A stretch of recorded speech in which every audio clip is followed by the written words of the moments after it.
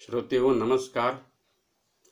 वक्रतुंड महाकाय सूर्यकोटि समप्रभ निर्विघ्नं कुरु मे देव सर्वकार्येषु सर्वदा.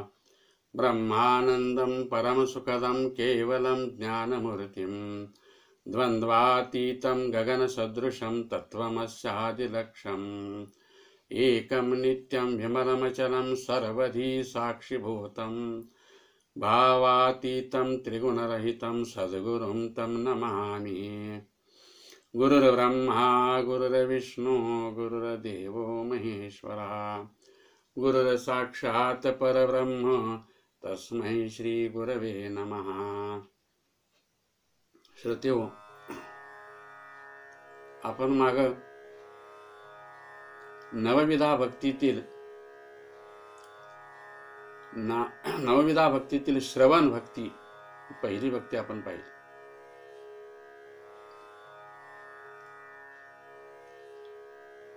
त्यानंतर दुसरी भक्ती म्हणजे कीर्तन भक्ती पाहिली. आणि आज आपण तिसरी भक्ती जी आहे ती पाहायची आहे, ती म्हणजे नामस्मरण. या शिवपुराणामध्ये सुतमुनी अनेक ऋषींना सांगत आहेत. त्यावेळी शुक महाराजांनी प्रश्न विचारला की तिसरी भक्ती कोणती आहे. त्यावेळी सुत महाराज सांगायला लागले की तिसरी भक्ती म्हणजे स्मरण भक्ती. तर नामस्मरण, नाम घेताना ते स्मरणयुक्त नाम असावं आणि हे नाम अखंड असावं. एकदा बरोबर नामस्मरण घेतलं आणि माळ खाली ठेवली, पुन्हा कोरडच, काय उपयोग नाही. जसं एखाद्या दगडावर पाणी घातलं, पुन्हा कोरडायचं. शिवपिंडीवर काय करतो आपण, थेंब थेंब असं पाणी सोडतो, कलश ठेवलेला असतो, त्यामुळं सतत शिवपिंडी काय ती ओली राहते. तसं नामस्मरणामध्ये सातत्य असणं आवश्यक आहे.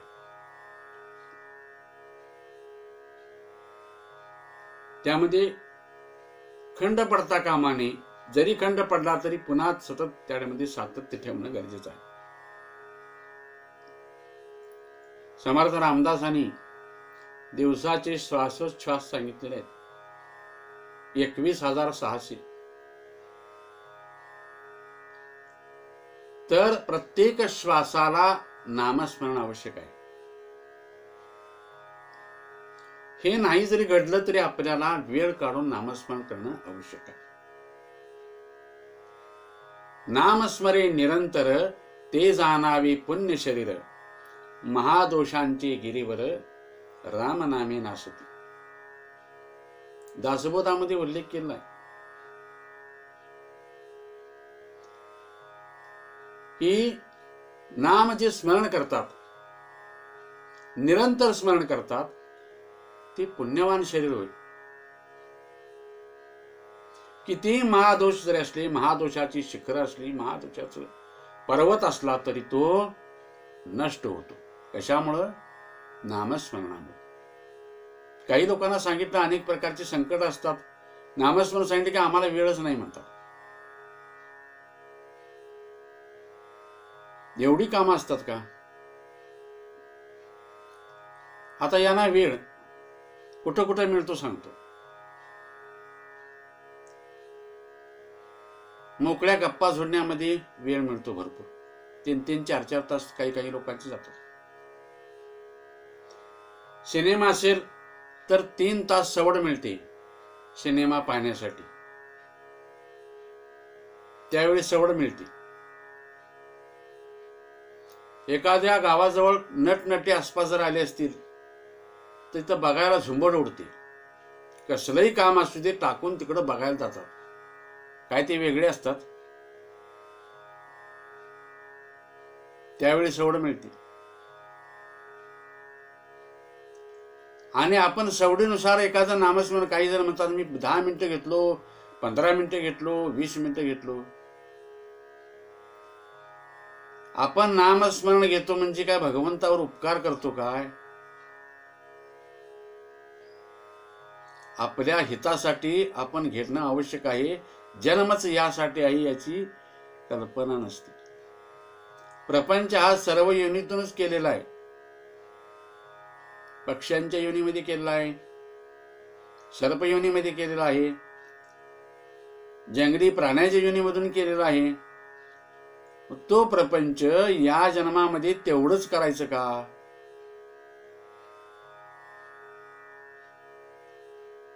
तर त्याच्या आतून भक्ती मार्ग कधी घडायचा?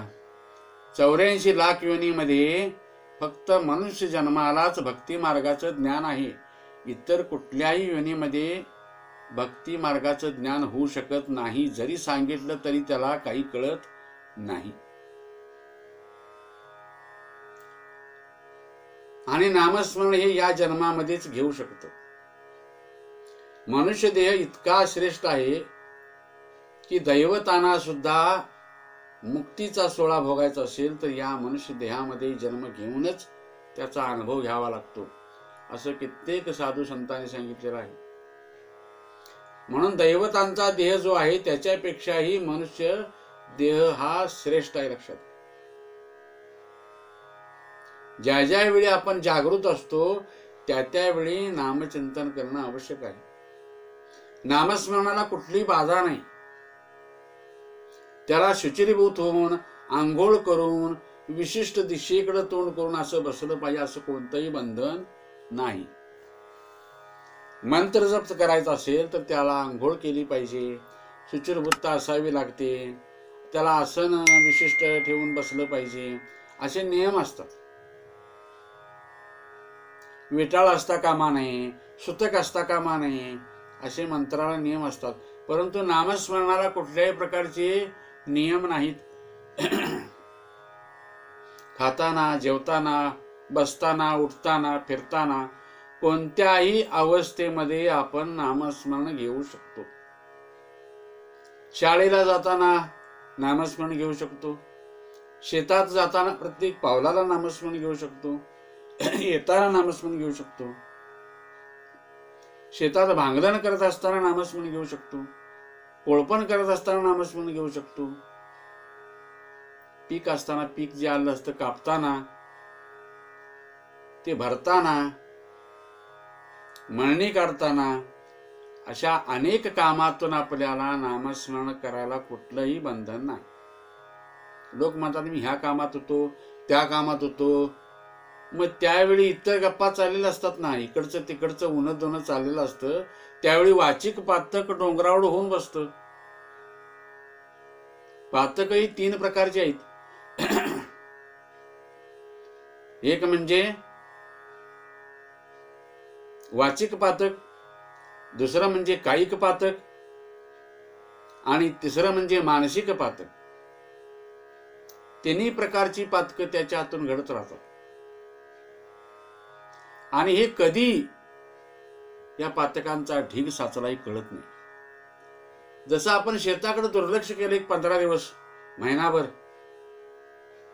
की शेतामध्ये तण भयंकर वर आलेलं असतं. ते इतकं उंच आलं असतं, पिकापेक्षा उंच. इथं गेल्यावर समजतं छे छे छे छे छे एवढं मोठं आलं. तर कधी आलं समजलंच नाही, याची आपल्याला जाणीव होती. तसं हे वाचिक पातक सुद्धा इतकं होतं, मानसिक पातक इतकं होतं, कायिक पातक सुद्धा इतकं होतं की त्याचं पर्वत आहे समान पातक निर्माण होता, ते आपल्याला समजूनच येत नाही. एवढी पातकं निर्माण होतात. हे जाण्यासाठी आपण उपाय काही केला नसतो. हे जाण्यासाठी म्हणण्यापेक्षा आपला वेळ जो आहे तो कशामध्ये घालवला हा प्रश्न महत्वाचा आहे. बाकीच्या कुठल्याही प्रापंचिक गोष्टी जरी असल्या तरी भगवंताजवळ वजाबाकीच आहे. तुम्ही कोटीनं पैसे साठवले बँकेत, जमिनी भरपूर घेतल्या, मुलांना नोकरीला लावलं, घरात पैसा भरपूर यायला लागला, लाखांना पैसा शिल्लक राहिला, हे सगळं संपूर्ण वजाबाकी आहे. इथे बेरीज कुठलीही नाही. जे तुम्ही काय आराधना करता, भगवंतासाठी जे जे तुम्ही करता, तीच फक्त बेरीज आहे. नाहीतर मिळवणं, खाणं, झोपणं, आराम करणं, मग हे पशु पक्षी सुद्धा करतातच की. पक्षी सुद्धा घर बांधतात, घरटं बांधतात. आपण बांधतो त्याला बंगला म्हणतो, त्याला आपण घरटं म्हणतो, पण ती सुद्धा आश्रयस्थानच आहे. पक्षी सुद्धा हुडकून जाऊन धान्य आणतात खायला किंवा भक्ष्य आणतात. मनुष्य सुद्धा तसं मिळवून आणत असतो. माणसांना मुलं बाळ होतात तशी त्यांना पण पिले होतात. मग वेगळं असं त्याच्यामध्ये नाही आपल्यात काय आहे. मुंग्या सुद्धा साखर साठवून ठेवतात पुढं खाण्यासाठी. मग मनुष्य ठेवतो ना ती एफडी, पैसे बँकेमध्ये सेव्हिंग करून ठेवतो पुढं उपयोगात येण्यासाठी, आणि मध्येच मरून गेला म्हणजे ते दुसऱ्यालाच मिळते. तर अशी अवस्था त्याची होते. तर नामस्मरण ही तिसरी भक्ती आहे. त्याला सवड काढणं आवश्यक आहे. स्वतंत्र सवड नसेल तर काम करत असताना सतत नामस्मरण चालू शकतं. कोणी त्याला बंधन घालू शकत नाही. नामस्मरे निरंतर ते जाणावे पुण्य शरीर, महादोषांचे गिरीवर रामनामे नासती. कोणतंही नामस्मरण घ्या, रामनामच घ्यावं असं काही नाही. शिवनामस्मरण घ्या, तेही श्रेष्ठच आहे. रामनाम घ्या, तेही श्रेष्ठ आहे. कृष्ण नाम घ्या, तेही श्रेष्ठ आहे. कोणतं नामस्मरण घ्यायचं, आपली कोणत्या दैवतावर श्रद्धा असेल त्याच्यावर अवलंबून आहे. आणि शेवटी एकाच परमात्म्याची रूप आहेत, वेगळं असं काही नाही. गुरुचरित्रामध्ये एक ठिकाणी उल्लेख केला आहे, ब्रह्मा सृष्टी रचावयाशी, पोषक विष्णू विश्वाशी, रुद्रमूर्ती प्रलयाशी कारण असे, एका वेगळी एक नसती, कार्याकारण अवतार होती, भूमीचा भार फेडिती, प्रख्यात असे पुराणी. ब्रह्मदेवाकडे सृष्टी रचण्याचं काम दिलेलं आहे. भगवान विष्णू पालन पोषण करतात, आणि महेश काय करतात, त्या सृष्टीमध्ये दुष्टांचा संहार करत राहतात. उत्पत्ती, स्थिती आणि लय. लयाची वेळ आली की लय होतो. उत्पत्ती म्हणजे निर्मिती होणं, स्थिती म्हणजे पालन पोषण करणं, आणि लय म्हणजे विनाश होणं. या तिन्ही गोष्टी सृष्टीमध्ये सतत होत असतात. आपलं आयुष्य कसं घालवायचं हे आपण ठरवायचं. म्हणून कोणत्याही अवस्थेमध्ये नामस्मरण चालू शकतं. विटाळ असेल घरामध्ये, पूजा करायला चालणार नाही, पण नामस्मरण चालतं. माळ न घेता नामस्मरण चालू शकतं. सुतकाल असेल, एखादी व्यक्ती मृत झाली असेल भावकीमध्ये किंवा घरामध्ये, अशा अवस्थेमध्ये सुद्धा नामस्मरण चालतं. मृतदेह दहन करत असताना सुद्धा नामस्मरण चालतं.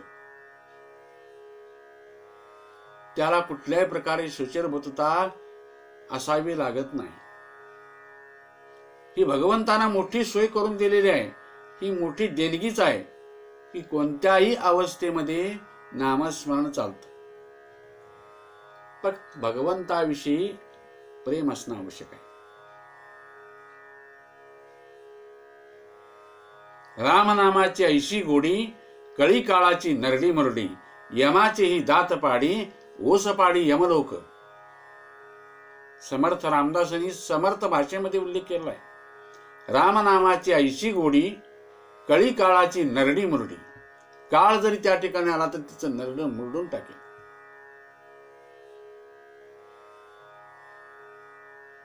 यमाची ही दात पाडी ओस पाडी यमलोक.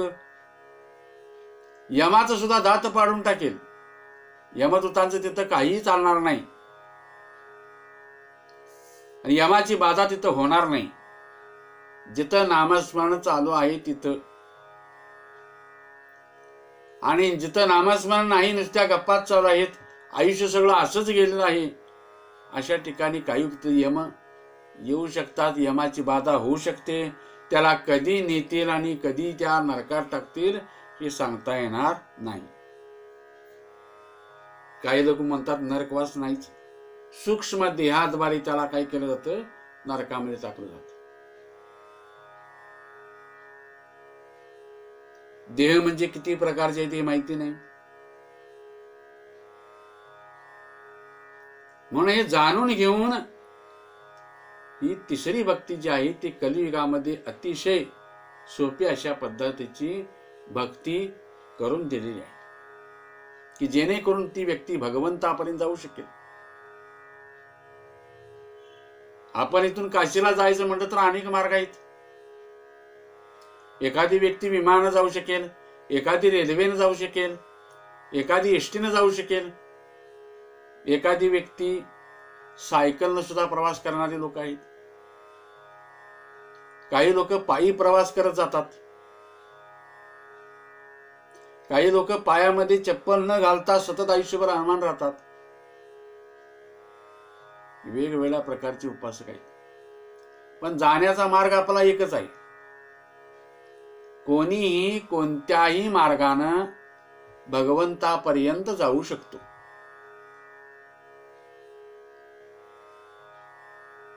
नामस्मरणामुळे अनेक प्रकारचे दोष निघून जातात.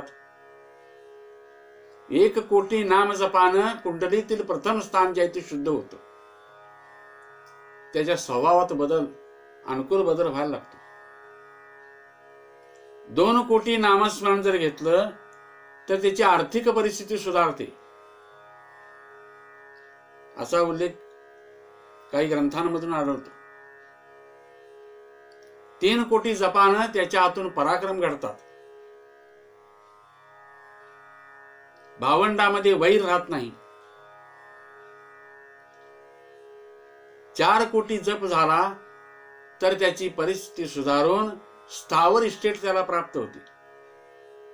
हा त्या जपाचा परिणाम आहे. 5 कोटी जप जर झाला तर संतती नसेल तर संतती प्राप्त होते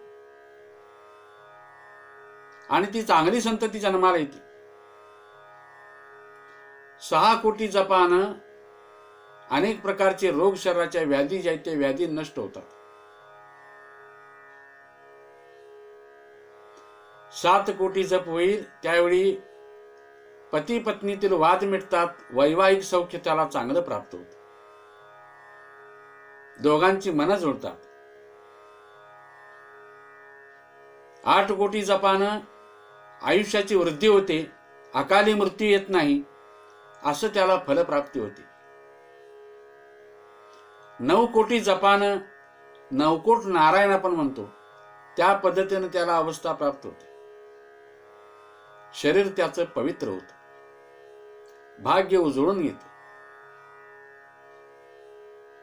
10 कोटी जपानं अनेक प्रकारची कर्म जी आहेत ती कर्म सगळी शांत होतात. कर्मातून मुक्ती होऊन ती व्यक्ती पुढे वाटचाल करते. 11 कोटी जपानं